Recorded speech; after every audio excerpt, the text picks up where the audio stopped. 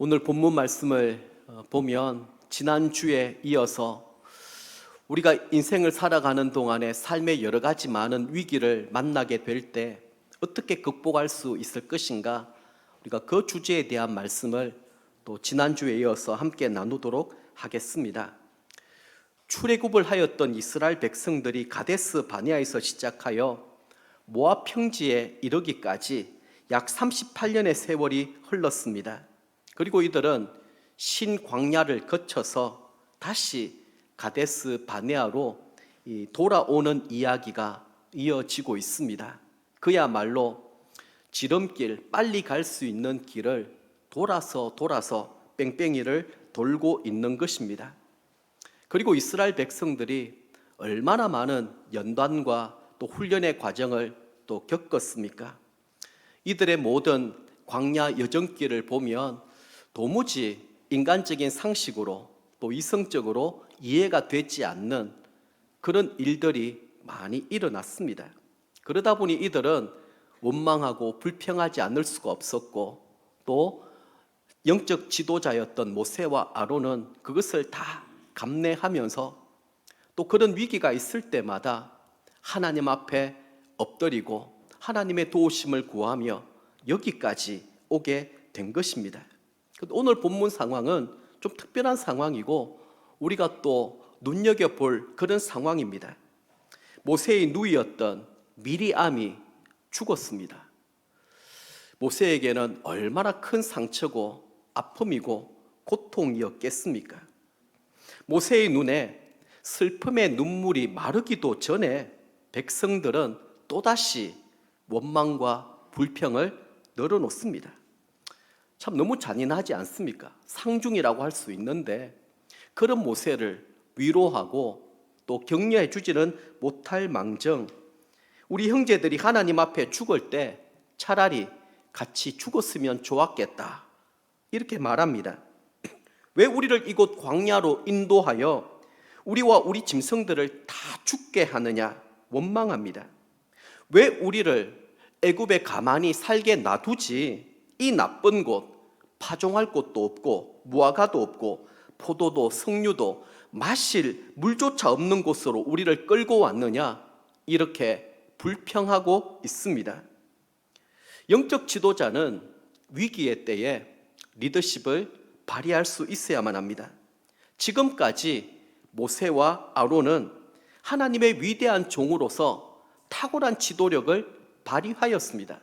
그때마다 하나님은 은혜를 부어주셨고 모세와 아론을 통하여 아주 놀라운 기적과 역사를 보여주셨습니다. 특별히 이들은 아주 위급한 순간에도 백성들을 긍휼히 여기고 사랑하는 마음으로 이들을 위하여 중보하며 기도함으로 하나님의 진노를 막아내기도 하였습니다. 원망과 불평을 끊임없이 쏟아내는 이스라엘 백성들을 언제나 온유와 겸손으로 그리고 끝까지 인내함으로 잘 버티고 견디어 왔습니다. 그래서 모세는 하나님으로부터 이렇게까지 인정을 받게 된 것이죠. 모세는 온유함이 지면의 모든 사람보다 더하였더라. 모세만큼 온유한 사람은 없었다. 그런 하나님의 인정이고 평가였습니다. 그런 모세가 한순간의 실수로 말미암아 지금까지 쌓아두었던 모든 명성을 한꺼번에 잃어버리게 되는 일이 발생하게 된 것입니다. 오늘 본문 12절 말씀을 보면 모세에 대하여 이렇게 말씀하십니다. 함께 한번 읽어보겠습니다. 여호와께서 모세와 아론에게 이르시되 너희가 나를 믿지 아니하고 이스라엘 자손의 목전에서 내 거룩함을 나타내지 아니한고로 너희는 이 회중을 내가 그들에게 준 땅으로 인도하여 드리지 못하리라 하시니라. 하나님 앞에 그렇게 인정받고 신뢰받았던 이 모세에게 하나님은 믿음 없다고 책망하고 계십니다. 그 이유가 하나님의 거룩하심을 나타내지 못했기 때문이라는 것입니다. 그 결과 모세와 아론은 가나안 땅으로 들어갈 수 없게 되었습니다. 아니, 모세가 얼마나 큰 잘못을 저질렀기에 40년 동안 신실하게 쓰임받았던 이 사람들을 하루아침에 영광스러운 그 자리에 들어가는 것을 막으셨을까요? 지금까지 모세는 하나님 보시기에 얼마나 충성스러운 사자였습니까? 시키는 대로 순종하며 그렇게 따라왔습니다.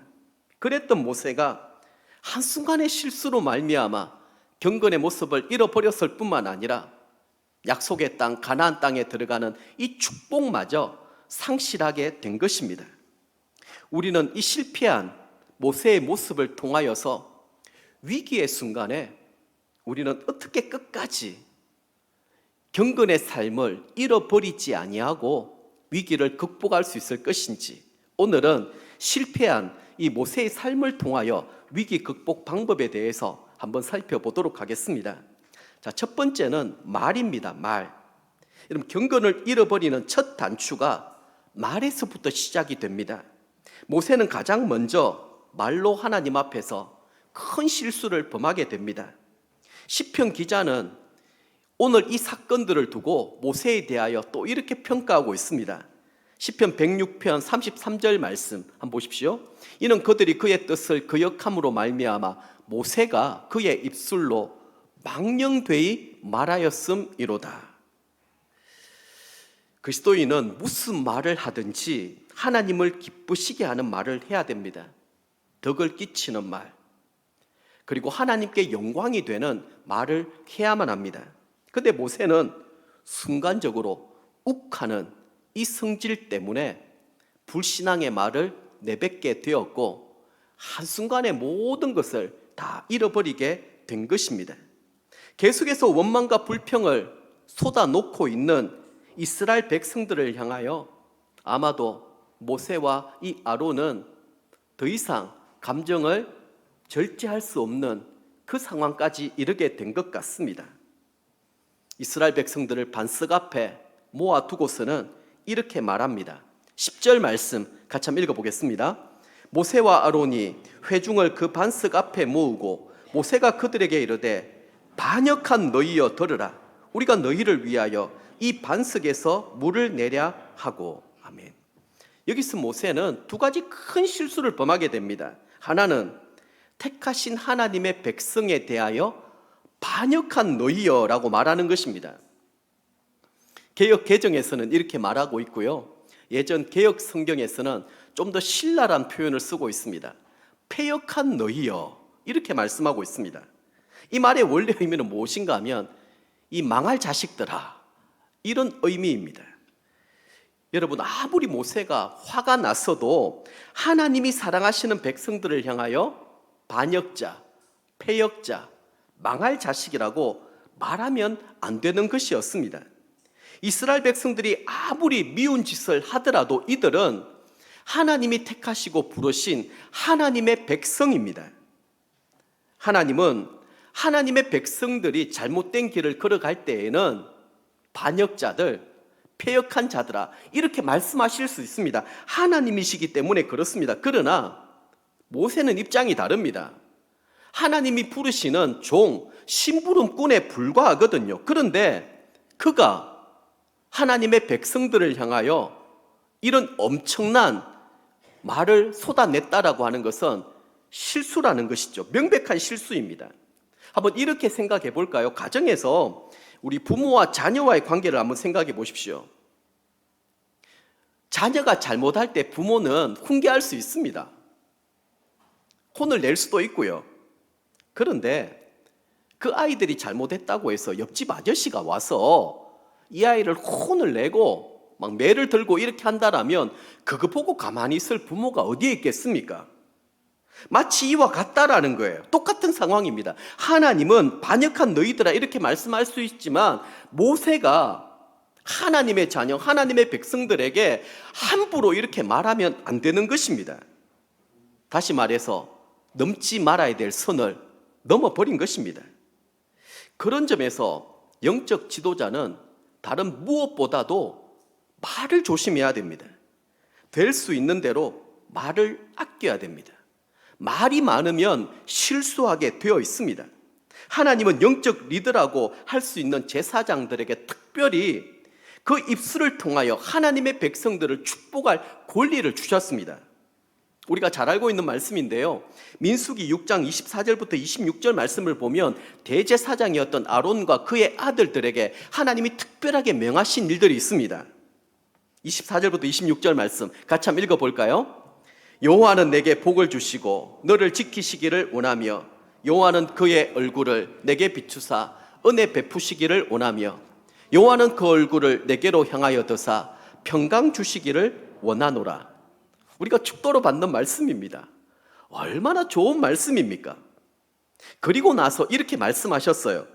그들은 이같이 내 이름으로 이스라엘 자손에게 축복할지니 내가 그들에게 복을 주리라. 하나님께서 하나님의 자녀들에게 축복하시는 성경적인 원리가 이렇습니다. 대제사장인 아론과 그의 아들들이 백성들을 축복하면 하나님이 그 기도를 들으시고 그들을 축복해 주신다라는 것입니다. 그런데 축복을 베풀어 줘야 될 이 아론과 그 아들들이 축복 말고 저주를 퍼붓는다고 한다면 도대체 어떻게 되느냐라는 것입니다. 또 다른 한 가지가 있습니다. 모세는 자기가 반석에서 물을 낼 수 있는 것처럼 아주 교만하게 말을 하고 있습니다. 우리가 너희를 위하여 이 반석에서 물을 내랴. 여러분, 모세와 아론이 자기 힘으로 자기 능력으로 반석에서 물을 낸 적이 있었습니까? 물을 내게 하신 분은 오직 여호와 하나님 한 분뿐이십니다. 모세는 단지 하나님의 말씀에 순종하여 하나님께 쓰임받았던 심부름꾼에 불과한 것이죠. 그런데 모세를 통하여 여러 가지 많은 일들이 일어나니까 순간적으로 자기가 이 일을 하는 것처럼 아주 교만하게 하나님 앞에서는 굉장히 불손한 말을 내뱉게 된 것입니다. 말의 영향력은 아무리 강조해도 지나치지가 않습니다. 근데 우리는 무의식 중에 이런 망령된 말을 쏟아 놓을 때가 참 많이 있습니다. 하나님의 영광을 가로채는 말, 자기 의와 영광을 드러내고자 하는 말, 자기를 드러내고 자랑하면서 은근히 하나님을 가리워 버리는 것입니다. 잘한 것은 전부 내 탓이고 못한 것은 다 하나님 탓으로 돌리는 것입니다.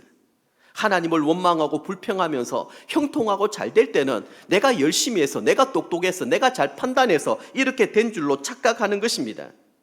결국 이런 망령된 모든 말들은 하나님을 향한 불신을 드러내는 것이고 결국에는 하나님의 진노를 불러일으키게 된다라는 것입니다.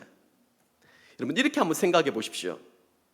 지금은 우리가 어디에 가든지 카메라가 다 있습니다. 그래서 우리의 동선 이런 것들이 감출 수가 없습니다. 만약에 우리 하나님은 불꽃 같은 눈으로 우리의 모든 삶을 감찰하시는 분이시거든요. 생각조차도 마음까지도 하나님은 다 보고 계십니다. 그런데 하나님께서 우리의 24시간을 다 보고 계시다고 한다면 그 앞에서 우리가 함부로 말을 할 수가 있겠습니까? 하나님 다 듣고 계시고 다 보고 계시는데 그렇게 우리가 말할 수 없을 것입니다.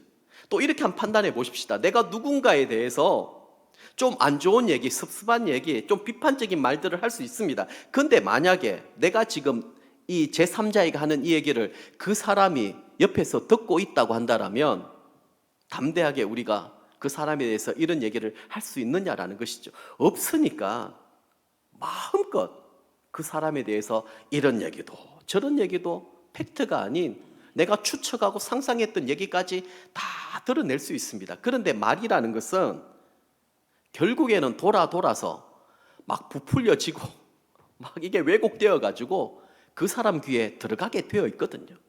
그럼 그 사람 마음은 어떻겠습니까? 얼마나 억울하겠습니까? 얼마나 속상하겠습니까? 그 말이 사람을 죽이는 것입니다. 그 말이 사람으로 하여금 평생 동안 치울 수 없는 상처를 주는 것입니다.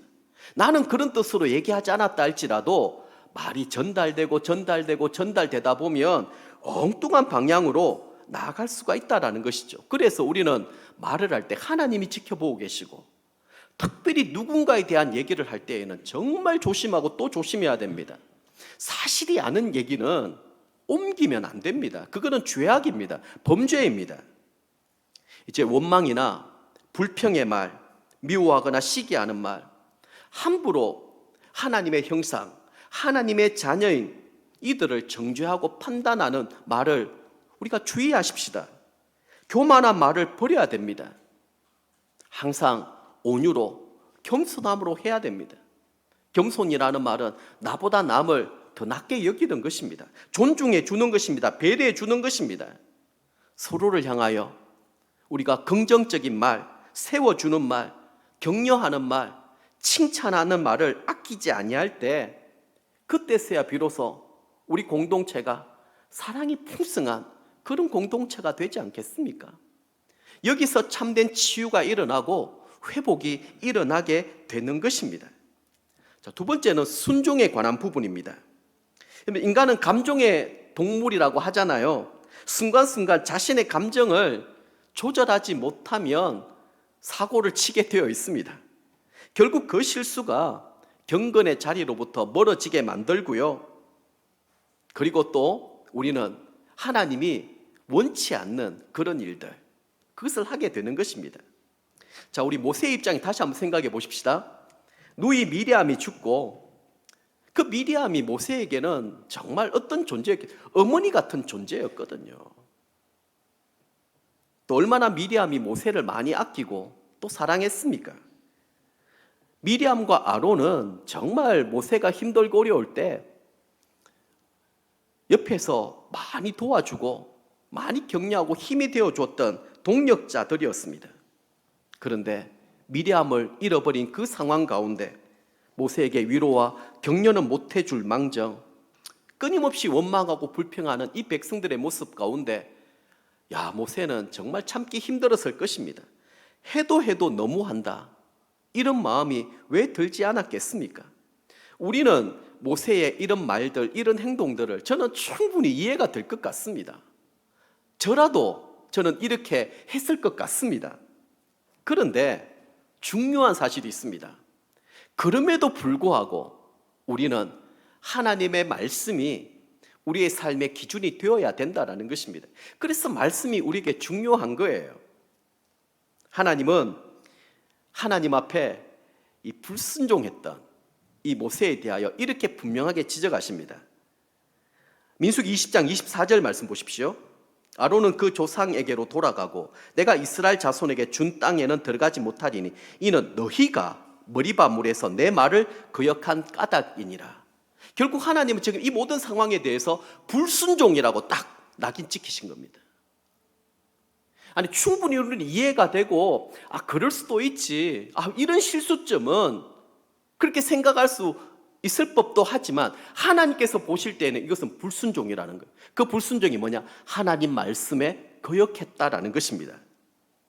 모세가 어떻게 하나님의 말씀을 거역했습니까? 8절 말씀을 보면 하나님 분명히 이렇게 말씀하셨어요. 너희는 반석에 명령하여 물을 내라, 이렇게 말씀하셨거든요.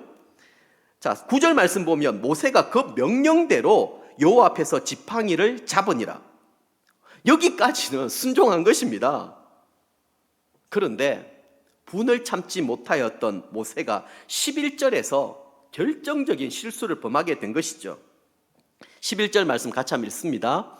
모세가 그의 손을 들어 그의 지팡이로 반석을 2번 치니 물이 많이 솟아나므로 회중과 그들의 짐승이 마시니라. 아멘. 반석을 2번 쳤던 것, 한번 머릿속에 상상을 해보십시오. 지금 이게 어떤 상황인지.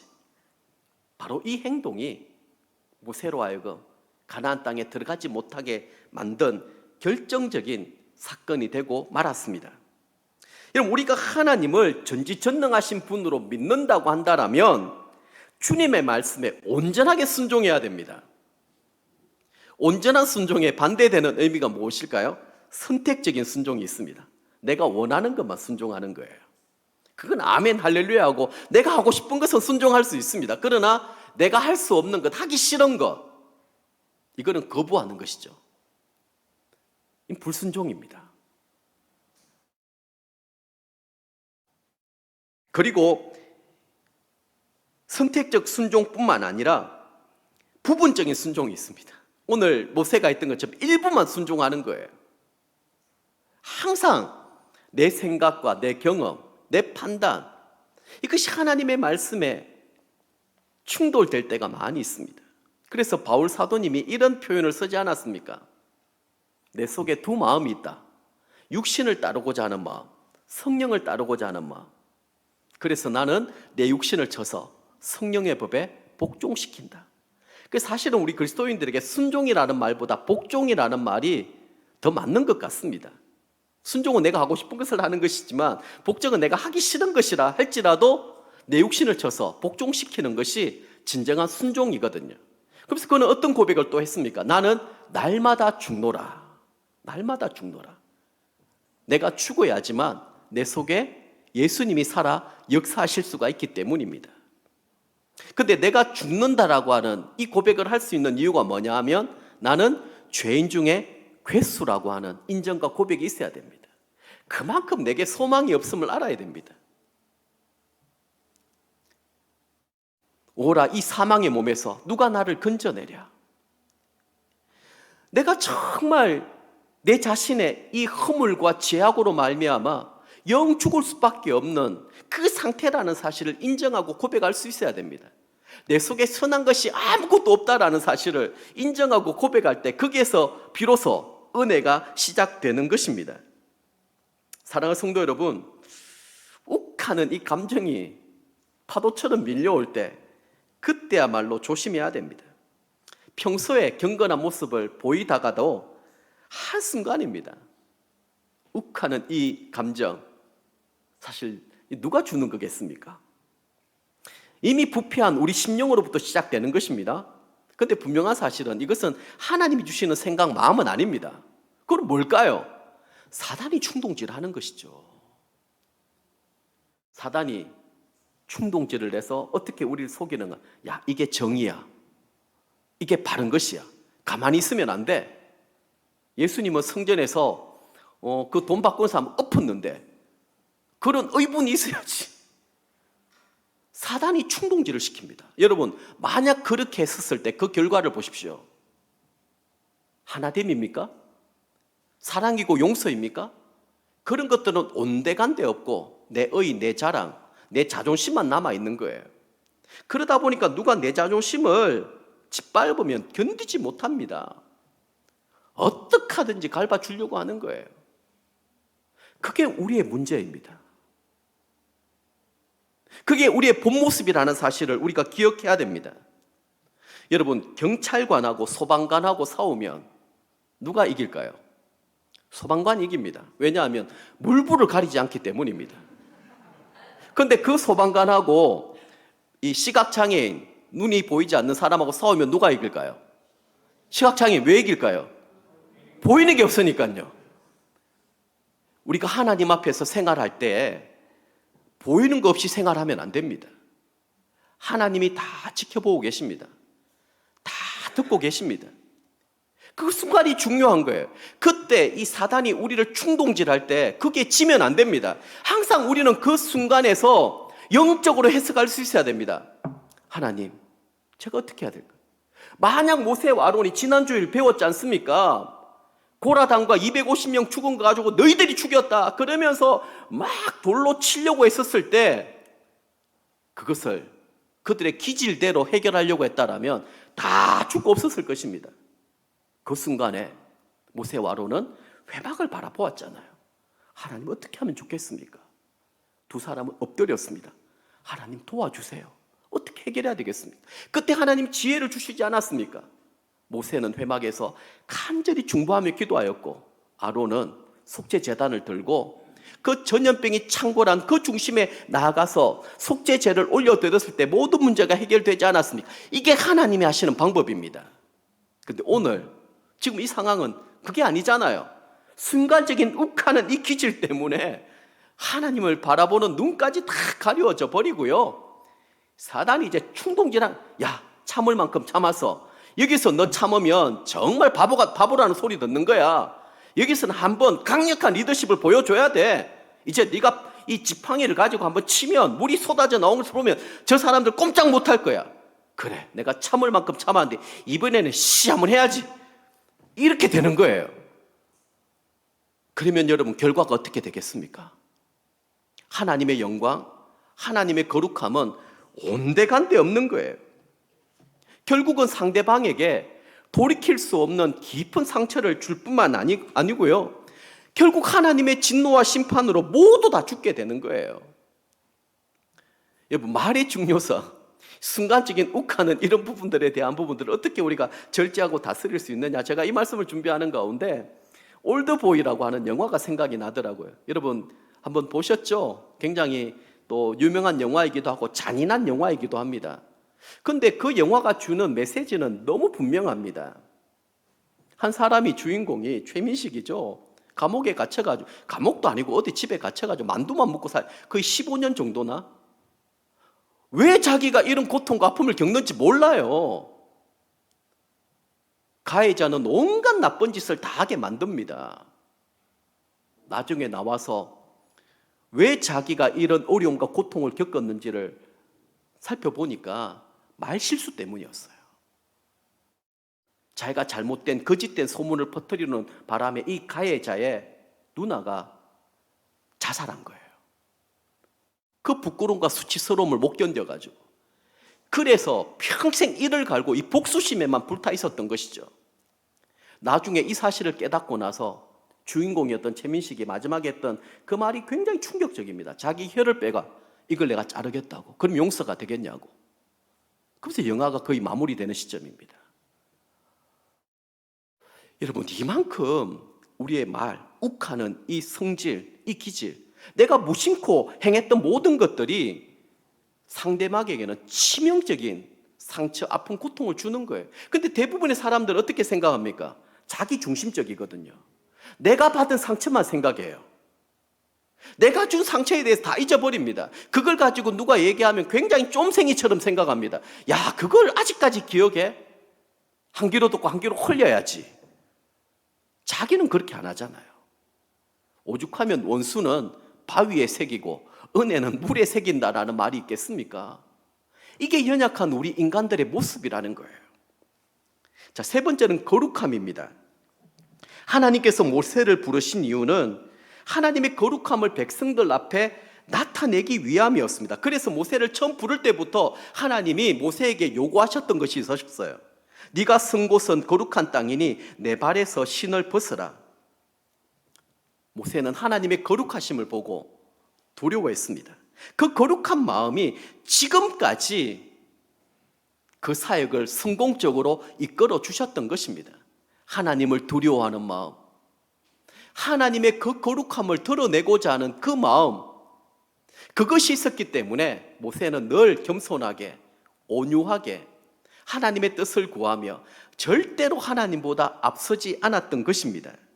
그런데 가나안 땅을 목전에 둔 이 지점에서 모세는 치명적인 실수를 하게 되었습니다. 자, 12절에서 하나님이 그 실수가 무엇인지에 대하여 분명하게 말씀해 주고 있습니다. 자, 12절 같이 읽습니다. 여호와께서 모세와 아론에게 이르시되 너희가 나를 믿지 아니하고 이스라엘 자손의 목전에서 내 거룩함을 나타내지 아니한 고로 너희는 이 회중을 내가 그들에게 준 땅으로 인도하여 드리지 못하리라. 아멘. 하나님의 거룩함을 나타내기 위하여 모세는 부름받은 종이었습니다. 더 이상도 더 이하도 아닙니다. 근데 모세는 그 사명을 잊어버렸던 거예요. 지금까지 하나님이 그를 엄청나게 많은 기적과 역사를 통하여 일들을 일으켜 주셨는데 마치 그 순간에는 자신이 이 반석에서 물을 내낼 수 있는 것처럼 착각해 버린 거예요. 그래서 이번 기회에 내가 능력을 한번 딱 보여주고 내 카리스마적인 이런 리더십을 한번 보여주면 이들이 꼼짝 못하겠지. 그러면서 아주 거창하게 반석을 2번이나 내리치면서 이 일을 행했던 것입니다. 아마도 백성들이 계속 원망하고 불평하니까 이번에야말로 내가 뭔가를 한번 보여줘야 되겠다, 본때를 보여야 되겠다, 아마 그런 유혹도 있지 않았겠습니까? 근데 하나님께서는 모세의 그런 태도를 보시면서 매우 섭섭하게 생각하셨던 거예요. 그리고 이렇게 말씀하셨습니다. 네가 나의 거룩함을 나타내지 않고 너를 과시하는 것은 불신이다. 나를 믿지 아니한 것이다. 딱 이렇게 하나님이 말씀해 주신 것입니다.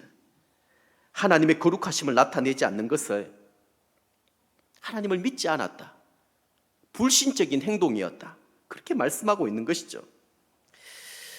우리의 삶의 자리에서 경건의 이 모습을 잃어버릴 때가 언제이겠습니까? 누군가가 내 자존심을 건드릴 때입니다. 그때는 옳고 그름을 따지지 않습니다. 무조건 싫고 무조건 반대입니다. 그리고 자기를 드러내고 싶을 때입니다.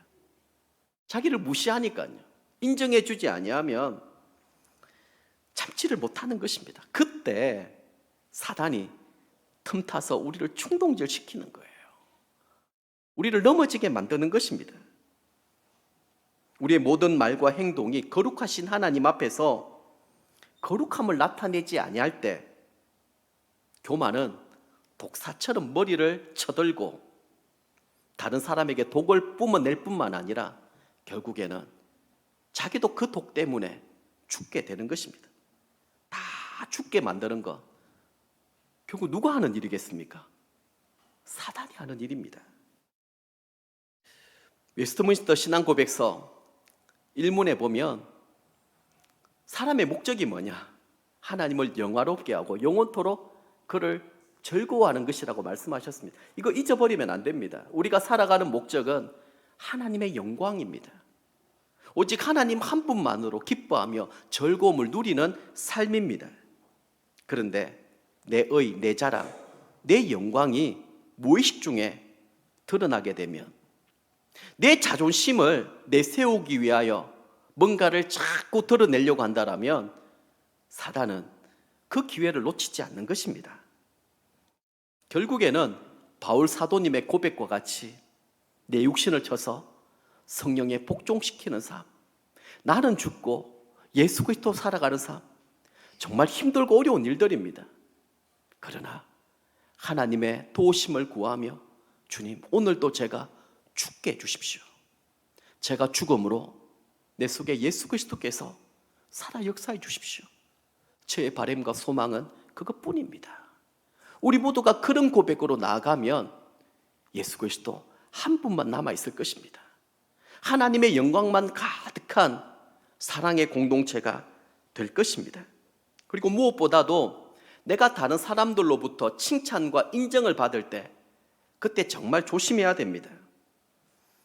그때 으쓱하면 안 됩니다. 또 사단이 그때 부추기거든요.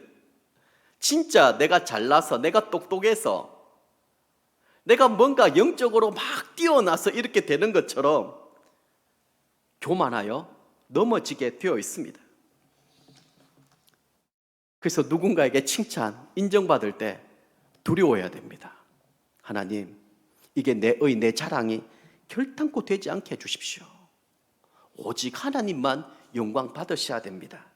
그래서 바울 사도님도 고린도전서 10장 31절에서 너희가 먹든지 마시든지 무엇을 하든지 다 하나님의 영광을 위하여 하라, 이렇게 말씀해 주셨습니다. 하나님의 영광만 있으면 됩니다. 우리는 거기에 있으면 안 됩니다. 우리의 이름은 온데간데 없고 오직 하나님의 영광, 하나님의 이름만 남아야 되는 것이죠. 성경을 보면 자기 이름을 나타내고 기념비를 세웠던 사람들은 다 망하였습니다. 사울은 전쟁터에서 이기고 자기 이름을 나타내려고 기념비를 세웠습니다.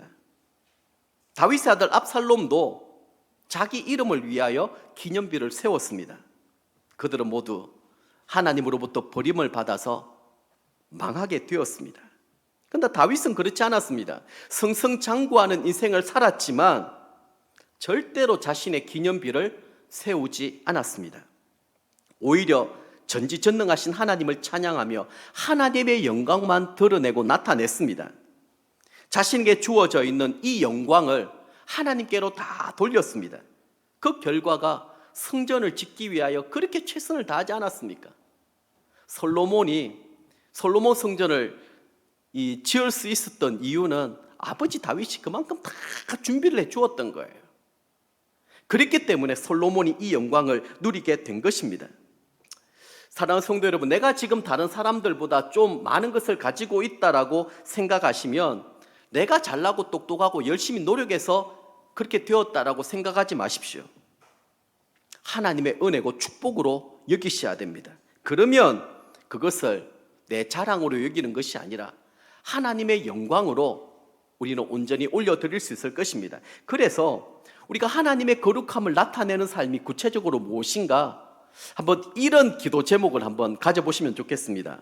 한번 같이 한번 읽어볼까요? 내가 무엇으로 하나님을, 같이 읽습니다. 시작. 내가 무엇으로 하나님을 기쁘시게 하며 하나님을 영화롭게 할까?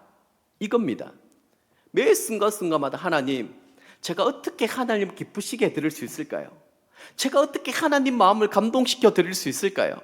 제가 어떻게 하나님을 영화롭게 할 수 있을까요?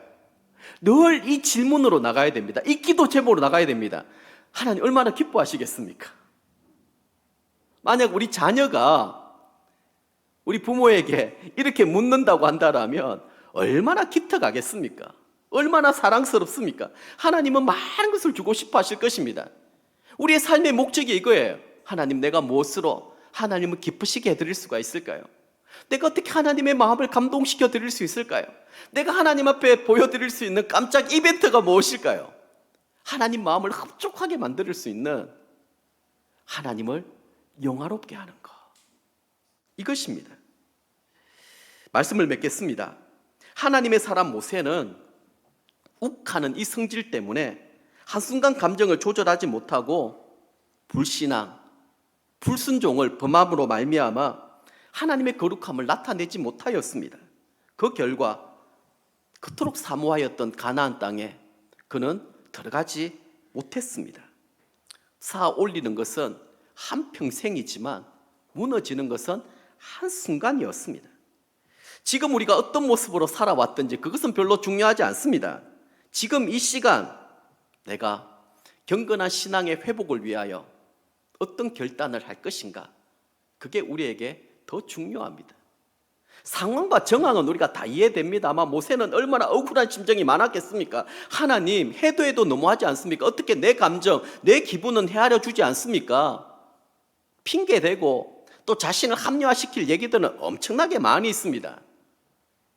그러나 결국에는 말에 있어서 실수한 것이고 불순종한 것이고, 그것 때문에 결국에 하나님의 거룩함을 나타내지 못했던 것, 이것이 가장 큰 실수였습니다.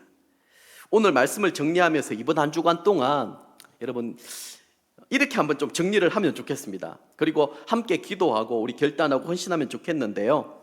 자, 우리 한번 같이 한번 읽어보겠습니다. 하나님, 이제부터는 혈기를 부리지 않고 믿음의 말을 하겠습니다. 하나님, 이제부터는 어떤 상황에도 하나님의 말씀에 온전하게 순종하겠습니다. 하나님, 이제부터는 나를 자랑하는 사람이 아니라 하나님의 거룩하심을 나타내며 오직 주님만 자랑하며 주님께만 영광 돌리겠습니다.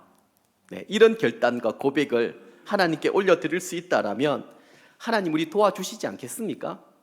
하나님이 연약한 우리의 심령, 우리의 마음 도와주시고 함께 해주셔서 우리 가운데 초자연적인 역사가 일어나기 시작할 거예요.